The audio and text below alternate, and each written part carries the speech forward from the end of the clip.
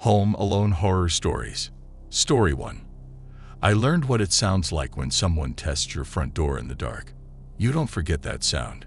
It was January 2018, a Tuesday in a quiet cul-de-sac outside Columbus, Ohio. My roommate was out of town for work. The neighbors on either side were snowbirds in Florida, and a lake effect front had pushed most people off the roads by nightfall. I was home alone, finishing a late load of laundry, and pretending the empty house didn't feel bigger when the clock slid past midnight. The day had been nothing. Groceries, a Netflix show, a long call with my sister in Denver. Around 11:50 p.m., I set the dishwasher, killed most lights, and locked the deadbolts out of habit. Winter nights have that padded silence where even the furnace seems too loud. I remember thinking the wind made the siding creak, that the house wasn't haunted, just old. Then the doorbell rang. Not the cheerful chime, a single ding, like someone had pressed and released instantly. I froze on the stairs. We didn't get surprise visitors at midnight, and if it were a package, the driver wouldn't ring and wait. I stood where the stairs turned toward the entryway and whispered, "Hello," before remembering no one could hear me through a door. The peephole showed nothing but our stoop and the black shimmer of snow. No car in the street, no footprints I could make out. I waited 30 seconds, almost relieved to feel silly. Then I heard it, the soft rattle of the handle. Whoever was out there twisted it gently, as if trying a code in the air. I backed up 2 steps, heart thudding so hard I could feel it in my gums. "Who's there?" I called, too loud now. A man's voice came through the door, muffled by wood but close. Calm, polite. "Sorry to bother you, ma'am. I hit a deer. Could I use your phone? Just for a second." The voice was smooth, practiced. I pictured a stranded driver in a parka, breath smoking in the cold. This is Ohio, I thought. People help each other. But something in me stayed locked. I said I would call for him. "Tell me the number and who to ask for." Silence. A pause as clean as static. Then, "It'll be faster if you just open the door." My fingers itched to grab the chain, though we didn't have one. "I'll call 911 for you," I said louder. I wasn't opening. After a beat, the man tried again, still smooth. "My phone died. Please." "Then you won't mind waiting on the porch," I said, and stepped back to grab my cell. The second I moved away from the door, the bell rang again. This time 3 fast taps like a kid playing a prank. The hair on my arms lifted. I dialed 911. As it rang, I peeked through the peephole again. The porch was empty. No boots, no coat, only wind that didn't move. 911. "What's your emergency?" I kept my voice low. "Someone's knocking and jiggling my door. Says he hit a deer. I don't see anyone. I'm alone." The dispatcher asked for my address, whether I could see a vehicle, whether I had a dog. I wished. She said a cruiser was en route, ETA 12 to 15 minutes given the weather.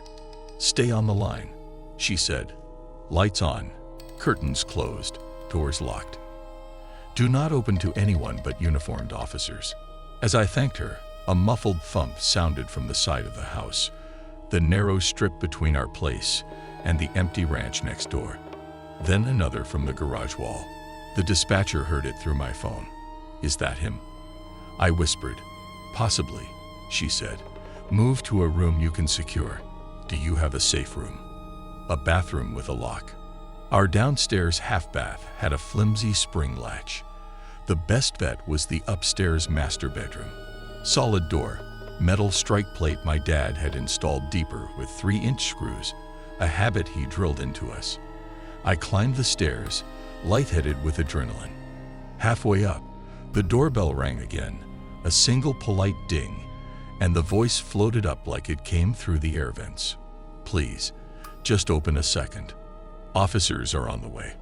I called, louder than I meant to. "If you need help, wait by the street with your hands visible." My dad's phrasing, word for word. Silence. Then a new sound. The mechanical groan of the garage door opener stuttering to life. My stomach dropped. We kept the opener remote in the car visor. The outside keypad had a code. I hadn't told anyone the code since I'd moved in. It was the default the installers had left, and I kept meaning to change it. The garage door shuddered an inch and stopped. Thank God I'd pulled the manual release handle after the last power blip. I'd done it to keep the door from freezing to the floor, never dreaming it would sabotage an intruder. Another thump. The service door from the side yard rattled. Something metallic scratched near the deadbolt, quick and delicate. The dispatcher's voice steadied me. Stay with me. Officers are 2 streets away. I reached the bedroom, locked the door, and dragged the dresser against it, half symbolic, half practical. My hands shook enough to make the drawer handles click. I killed the lamp and crawled to the far side of the bed, phone pressed to my ear, eyes on the faint strip of light at the door's bottom. The house settled around me, the furnace cut off. In that sudden silence, footsteps moved through my kitchen below. Soft, rubber-soled, confident. He was inside. For a second, I couldn't breathe. I had never been that cold, not even outdoors in winter. I tried to whisper it to the dispatcher, but nothing came out. She must have heard the air leave me. Stay quiet. Officers are pulling up. Do not come out. Floorboards creaked under the intruder's weight. He walked like someone who had rehearsed a route, hugging walls, not bumping into furniture, pausing to listen. The steps reached the bottom of the stairs and stopped. Then the very careful ascent began. 1 tread. Pause. 2nd tread. Pause. He was counting doors, mapping my house in his head. I pictured the layout from his perspective. Coat closet on the left, guest room to the right at the top, then the bathroom, then my room at the hall's end. I pictured him seeing my roommate's closed door with a suitcase still open from his trip. Good, let him think a man lived here. I pictured my door and the dresser shadow. 10 treads, 11. At 12, the faint squeal of the top step. He stopped. The silence thickened. Then he spoke, not loud, as if to someone standing behind him. Bedroom at the end. There was nobody else. He tried my roommate's doorknob first. It rattled and held. Then the bathroom. Opened, closed. My door last. He touched the handle. A pause. He lowered his voice to a hoarse whisper meant for me through wood. You locked this. I did not answer. The sound of a metal tool tapped once, twice, against the strike plate. He was testing, not prying yet, just measuring. From the front yard came the sudden flash of blue and red splashing across the bedroom wall. I almost sobbed with relief. A police radio crackled faintly. Footsteps in the snow. A loud professional knock at the front door. Police department. The man at my door didn't run. He did something worse. He leaned close to my lock and said, conversational as a neighbor, "They'll go away if you don't answer." Another knock downstairs. Police. "Ma'am, are you inside?" The dispatcher in my ear told me to speak now, but not to the man. Shout to the officers. Identify yourself by first name only. I swallowed and forced my voice through the door. Upstairs. Back bedroom. The intruder is at my door. The hall exploded into motion. Feet pounding, a hissed curse right outside, then the crash of the back deck door flinging open as the man bolted for the stairs and into the kitchen. I heard officers crash through the front, commands echoing sharp. Police. Hands. Let me see your hands. What happened next is a blur stitched together later from reports and my own fragments. He cut through the kitchen to the laundry room, kicked out the dryer vent, and tried to slip out through the crawl space lattice. A patrolman already rounding the side yard caught sight of movement and shouted. The man dove back inside and sprinted for the garage, thinking the big door would give. The manual release I'd set earlier stopped him again. He tried the service door, still locked, and spun in a tight circle like a trapped animal, then lunged for the interior door to the house. An officer hit him with a shoulder at the threshold. Both went down hard. A knife clattered across the tile. The second officer cleared it with a boot. Handcuffs clicked. The house breathed again. They kept me upstairs until they were sure there was no one else. My legs shook when I stood. I had to sit right back down on the carpet like a kid. When they finally opened my door, the first officer, young, snow on his duty jacket, knelt a little to make eye contact and said, "You did everything right." We found the man's entry. He'd used a thin pry bar on the back door, quiet enough not to splinter the frame. The little gouge was almost surgical. The deer crash line was just a script. The doorbell taps had been to draw me close and hear whether I set the chain. When I didn't answer right away, he'd circled to the dark side yard to test the garage. The electric keypad had been the default code from the installer, 1234, which I hadn't changed. It wouldn't have mattered. The manual release saved me. He'd cut the coax at the side of the house too. Our cable internet and the cheap doorbell camera had died 20 minutes earlier. I hadn't noticed. I was on LTE. He was a parolee out of Dayton with a pattern. Find quiet houses with predictable routines, use polite scripts at odd hours, steer people into making a kind choice that opened a door. When that failed, he tested for weaknesses. He carried zip ties and a box cutter. He also had a laminated clipboard sheet listing local utility companies and 2 fake badges. The plan, if the deer line failed, was to knock again as a gas company tech, mention a neighbor's reported leak, and ask to check my basement. He'd done it before. The officers stayed until a locksmith repinned the jimmied back door. One of them helped me yank the garage opener offline completely and showed me how to reprogram the keypad. Another walked the perimeter and sprayed fluorescent marking paint where the coax had been cut, so the repair tech would see it in the snow. A third handed me information about a victim's advocate and said, without drama, "Don't blame yourself for being polite. He relies on that." Then he paused, as if debating whether to add something, and said, "If someone needs help at midnight, 911 is the right number. For them, too." I slept maybe an hour when the sky turned the color of a bruise, and then a pale winter blue. The house smelled like wet wool and the cold metal of police radios. I brewed coffee and sat at the table in yesterday's sweatshirt, watching my breath fog when the heat kicked off between cycles. Every sound made me flinch. The ice maker, the furnace sheet metal, the dent a boot had left on the laundry room threshold looked like a fossil of the night. 2 days later, a detective called. The man had bonded out on a lesser charge the month before. Now the DA would push harder. They'd matched his shoe tread to prints in my kitchen and to a similar attempt 3 blocks away where a woman had answered the door to a utility worker and thought better of it at the last second. She hadn't called. She felt rude. Her word, not mine. I didn't feel rude anymore. I felt lucky and angry at the thinness between normal life and the other thing that prowls under it. I changed 100 small habits after that. Codes, hinges, routines. I also learned the second thing you never forget after hearing your doorknob turn in the night. The way your own voice sounds when you decide you're not going to be easy. It's higher than you expect, not heroic at all. But it's steady. It says the words your dad taught you and the dispatcher coached you through.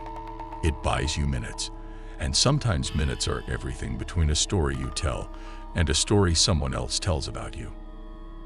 I still live in that house. There's a motion light over the side yard now that could blind a raccoon. I changed the keypad code to something no installer would ever guess. When it snows, I let the garage door freeze shut, and I'm fine with that. And when the doorbell rings after midnight, on the rare nights it does, I take my phone, stand back from the glass, and say through the door, steadily, "If you need help, I'm calling 911. I don't open. I don't apologize. If that makes me rude, I'll live with it. The truth is simpler. Polite is fine in daylight. After midnight, polite can get you killed. Story 2. The Man in the Hallway. It was the summer of 2019, in a small town in northern Pennsylvania. I was 17, home alone for the first time in a while. My parents had gone to visit my grandparents 2 states over, and I convinced them I was responsible enough to stay by myself for the weekend. We lived in a 2-story house at the edge of town, surrounded by a stretch of woods that ran for miles. The first night was uneventful. I stayed up too late, played video games, and fell asleep on the couch with the TV still on. But the second night, that's the one that burned itself into my memory. Around 11:45 p.m., I decided to head upstairs to my room. The house was dead quiet except for the faint hum of the refrigerator downstairs. As I reached the top of the stairs, I noticed something that made me freeze. The light in the hallway was on. I hadn't turned it on. It was just a dim yellow glow spilling across the floor, leading toward my parents' bedroom at the far end. My first thought was that maybe I had left it on earlier without noticing, but I was sure I'd been in my room that afternoon and it was off. I stood there for a good 20 seconds, listening. Then I heard it. A slow, deliberate step, not creaking like the house settling, but a weight shifting on the old wooden floor. I backed up toward my room, trying not to make a sound. My heart was pounding so hard I could hear the blood rushing in my ears. I grabbed my phone from my nightstand and called my dad. It rang twice before he picked up. "What's wrong?" he asked immediately. I whispered, "There's someone upstairs. I think they're in the hallway." He told me to lock my door and stay put while he called the police. My bedroom lock wasn't much, just a flimsy push button, but I slammed it shut anyway. I moved my dresser against the door and sat on the floor, clutching a baseball bat I kept for just in case. About a minute later, I heard movement again, but this time it was right outside my door. The floorboard groaned, and then there was this long, drawn-out exhale, like someone was trying not to be heard, but couldn't hold it in. I didn't say a word. I didn't move. The sound stayed there for maybe 10 seconds. Then the footsteps turned and started heading down the stairs. The cops arrived about 7 minutes later. They searched the entire house, but found nothing. No broken locks, no open windows, just that hallway light still on. For months, I tried to tell myself it was my imagination. Maybe I was tired. Maybe I heard the fridge cycling. But deep down, I knew that sound. That wasn't the fridge. That was a person. And the scariest part, the police told me there had been reports of a man trying to break into homes in my neighborhood that same week. He was never caught. Home Alone Horror Stories. Story 3. I know the exact sound a kitchen window makes when someone unlatches it from the outside at midnight. It's a tiny metallic gasp, so small you could blame it on the wind, until you hear the slow push that follows. It was January 2021 in Street Cloud, Minnesota, one of those weeks when the cold feels personal. My older sister, Jenna, had driven to Chicago to spend a long weekend with her boyfriend, and I had the townhouse to myself. We'd moved in together the previous fall to save money. 2 bedrooms, a narrow galley kitchen, a tiny backyard that ended in a thin line of trees, and then a drainage creek that froze solid by December. The neighborhood was quiet, mostly teachers and nurses on odd shifts, and a few retirees who kept their walkways shoveled down to dry concrete. I worked part-time at the grocery store off 9th Avenue. That Friday, I closed. I remember leaving the store at 9:07 p.m. because the time stamp on my till sheet stuck in my head later, the way meaningless details do when everything else gets fuzzy. The air had that brittle, sparkling cold that squeaks under your boots. I drove home past empty streets and houses lit pale blue by TV glow. It felt like every other winter night. Quiet, slow, nothing to worry about. By 10:00 p.m., I was clean, warm, and cocooned on the couch with a blanket and a mug of peppermint tea. I texted Jenna a picture of the mug with a dumb caption, "Adulting equals hot beverages at 10 p.m." Got 3 heart emojis back, and a photo of her boyfriend's dog asleep with his tongue sticking out. I let the TV play a cooking competition as background noise while I scrolled through my phone. A storm warning scrolled across the screen, promising wind chill that could flash freeze exposed skin in minutes. Fine by me. I had nowhere to be. I'm not jumpy by nature, but I got careful after a string of mid-December break-ins on the east side. Everyone had a theory. Kids, drifters, opportunists. The police Facebook page said the suspects favored back windows and garage service doors, looking for houses that were dark by 9 p.m. We added simple things, longer screws in our strike plates, motion lights over the back steps, changed the garage keypad code from the default. Jenna made me promise I'd keep the deadbolt thrown and my phone charged. At 11:15, I paused the TV to grab a cookie from the kitchen. That's when I felt it first, not a sound, exactly, but a temperature. The galley kitchen runs from the living room to the backyard door, and halfway in, a draft hit my ankles like someone exhaled on them. I stopped, puzzled. The furnace ran. The vents hummed. Still, cold. Then I saw it.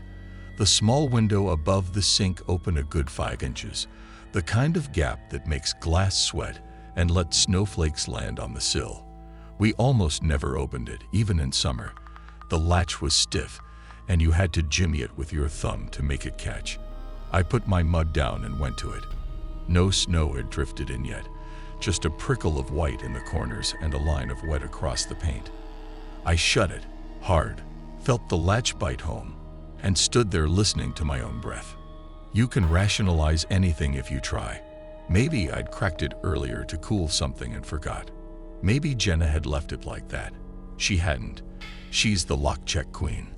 Maybe the seal wasn't tight, and the wind pushed it a hair. I held the latch and tugged. Solid. I wiped the sill dry with a paper towel and told myself not to be dramatic. Back on the couch, I couldn't relax. Every rustle became a step. Every compressor click in the fridge sounded like a hand on a doorknob.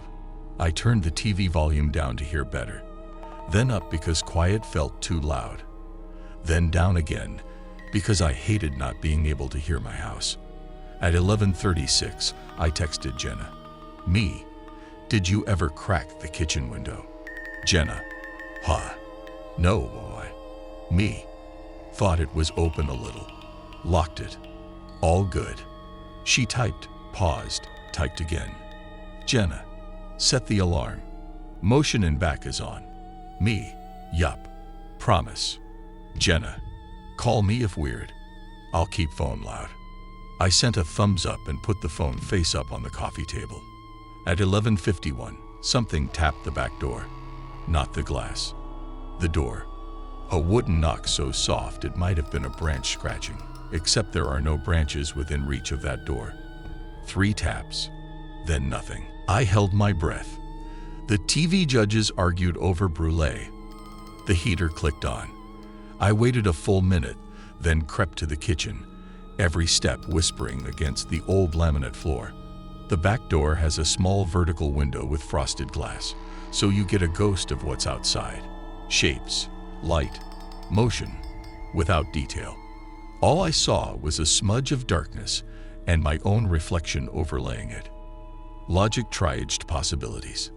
A neighbor, but nobody comes to the back. A delivery, not at midnight. An animal. Animals don't knock in threes. I backed away and grabbed my phone. Me to Jenna. Think someone knocked at the back. Could be nothing. Jenna, call 911 if you feel off. Always better to be the paranoid caller than the regret caller. I almost laughed at the phrasing. Then the kitchen window made a sound I will never forget. A click like a tongue against teeth, followed by the almost polite squeal of the sash, lifting a fraction of an inch. Every part of my body went cold at once. I didn't see the window move. I heard it. I stepped sideways, reached for the counter without looking away from the glass, and groped until my hand found the heavy ceramic mug. It wasn't a weapon, just weight to hold because my hands were shaking. I'm calling the police, I said out loud, not yelling, just filling the air with a decision. Sometimes your own voice is more for you than for anyone else. I backed out of the kitchen, phone in one hand, mug in the other, and dialed 911. The dispatcher answered on the second ring, calm and warm, and so normal it made me want to cry. I gave the address, told her I lived here with my sister but was alone tonight, told her the window had been open, and then I heard that sound. "Lock the door to the room you're in," she said. "Do you have a place with a solid door? Half bath or my bedroom upstairs?" I whispered. "Bedroom's sturdier." "Go now," she said. "Take the phone. Leave the TV as is. Do not go toward the sound." I started up the stairs. Halfway, I heard the softest rustle. Not the window this time. Fabric. The sound a coat makes when it brushes a counter. Followed by a slow, patient creak I could map in my bones. The fifth floorboard from the back door that always complains under weight. "He's inside." I breathed. Not a question. "Lock the bedroom. Tell me what you hear." "Officers are en route," she said. "Given the weather, estimate 7 to 9 minutes. 7 to 9 minutes is a lifetime and a blink." I reached my room, shut the door, turned the lock, then dragged the dresser across the carpet until it wedged hard against the jamb. My heart pounded so loud I worried it would carry down the hall. I knelt beside the bed where I could see the inch of light under the door and forced myself to breathe quieter. Downstairs, the intruder moved like he had all the time in the world. A drawer slid open. Another. A cupboard door clicked. He was searching, but not in the frantic, ransacking way you see on TV. This was methodical. I pictured gloved hands, the care taken to place something down noiselessly, to test a floorboard before stepping on it. He passed the base of the stairs. I could tell because the house frame carries sound up the wall there like a throat carries a voice. "Tell me his location relative to you," the dispatcher said. "Bottom of stairs," I whispered. "Now, kitchen again. Now, the hallway toward the garage." "Okay, listen for outdoor sounds. Do you have a panic alarm on your car key?" "Yes." "If it's safe from the upstairs window, hit it once. Then move back. Sometimes that deters." "What if it draws him up? Police are close. Your job is to survive these minutes." I crawled to the front window, eased 2 fingers between the curtains, and aimed my key fob toward the driveway. One press. My car horn screamed into the night, a ragged mechanical bray that felt 10 times louder at midnight. The sound punched through the house. Downstairs, something clattered. Footsteps shuffled fast, kitchen to hallway, hallway to back door. And then the extra hard slam of a deadbolt thrown by someone who doesn't own it. I killed the panic alarm and froze, listening. Wind. My pulse. The house heaved a sigh. "Any movement now?" the dispatcher asked. "I think he." A thud from the backyard cut me off. It sounded like a person dropping the last foot from a windowsill to frozen ground. Then fast footsteps on snow, receding. "Stay where you are," she said. "Officers are arriving. They will announce themselves. Do not open for anyone who doesn't identify by name and badge through the door." I nodded even though she couldn't see. I didn't realize I was crying until a hot tear slid into my mouth and tasted like salt and ceramic dust from the mug rim. Somewhere in the distance, a siren wound up, faint at first, growing fast. Red and blue washed across my ceiling like sunrise underwater. Then the knock, firm and official, at the front. "Police, Street Cloud PD." Officer's name. "Mom." I spoke through my door, voice small but steady. "Upstairs. First bedroom on the left.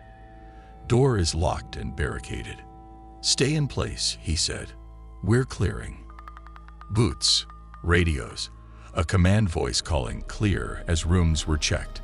When they reached my door, I slid the dresser back an inch with a grunt, unlocked, and opened it to a young officer with frost on his collar and a canine breathing steam behind him. For the first time in 20 minutes, my body believed I wasn't going to die tonight. They sat me on the top stair with a blanket. Where do blankets appear from at scenes like this? Do officers carry them?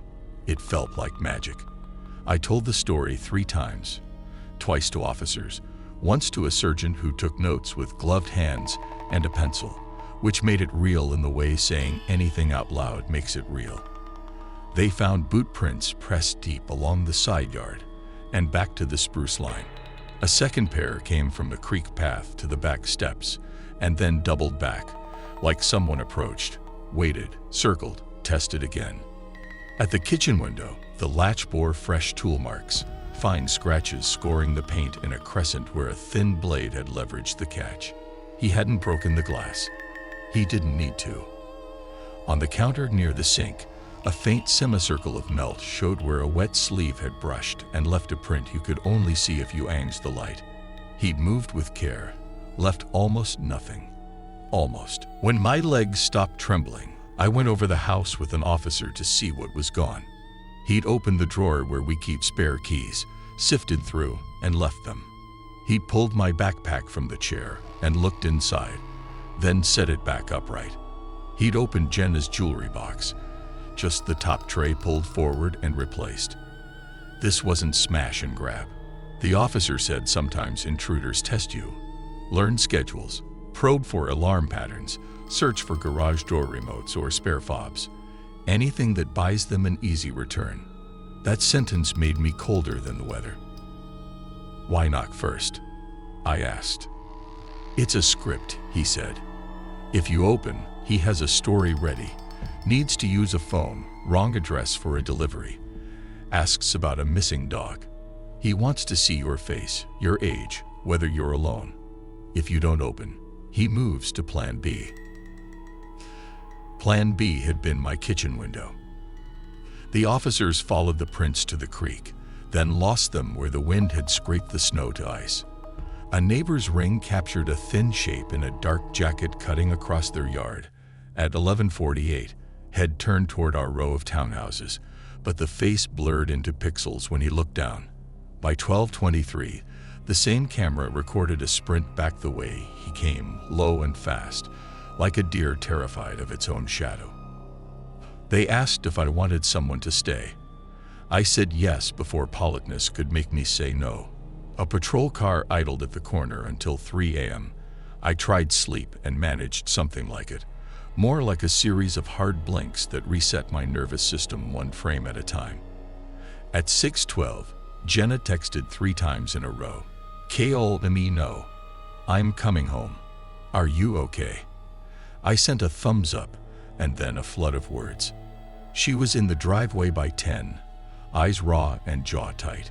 She hugged me so hard my ribs creaked, then did the most Jenna thing, made a list. We replaced the window latch with a pin lock-you drill through the sash, so it can't lift more than a 1/4 inch, even if the latch fails. We added a screw-in dowel to the back door. We reprogrammed the garage keypad again and pulled the manual release cord up so it can't be hooked from outside. We set motion lights to hair trigger. We bought 2 little door jammers for nights we're alone. None of it made me feel invincible. It made me feel less soft, less easy. That was enough. 2 days later, a detective called. The same pattern popped up 3 miles away. Late hour, polite knock, kitchen window. That homeowner had dozed off on the couch and slept through the entry. He woke at 2:40 a.m. to cold air and a wallet missing. They got a partial boot tread from his sill that matched our prints, a common make, sold in half the stores in town. It wasn't a smoking gun, it was a breadcrumb.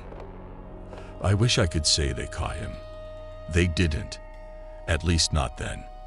Maybe they will. Sometimes I imagine his face and remember I never saw it. I imagine his hands and remember they never touched me. Instead, when I think of that night, I hear sounds. The click of the window latch, the slow creak of the 5th board near the back door, my car alarm ripping the silence, the dispatcher's voice saying, "Your job is to survive these minutes." There's a moment people don't talk about, the one after the crisis when nothing happens. No sirens, no footsteps, just you and a house that suddenly feels like a skin you can take off. The TV was still paused on a perfectly torched creme brulee at 1:04 a.m. When I sat back on the couch with a new mug of tea I didn't drink, I stared at the window above the sink and felt something like anger thread through the fear. Not movie anger, not vengeance, just a simple refusal. He had taken enough minutes. The rest were mine. It's been years. I still live here. I still walk barefoot into the kitchen at night, and sometimes the furnace pops and my heart trips. I still check the sink window with the heel of my hand before I turn off the light. The neighborhood moved on. Babies, new paint colors, a little free library, installed by the HOA. Winter comes, and we salt the steps, and the creek freezes in a crooked smile. Most nights are nothing. Most midnights are just minutes. If my doorbell rings after 11 p.m., I stand back from the glass and speak through the wood, steady and polite. If you need help, I'm calling 911. I don't open. I don't apologize. It isn't meanness. It's math, measured in seconds, steps, sounds you can't unhear. And somewhere in the muscle memory of this house, a fifth floorboard waits to tell me again, if it ever has to, that I'm not alone. This time, I'll be ready sooner.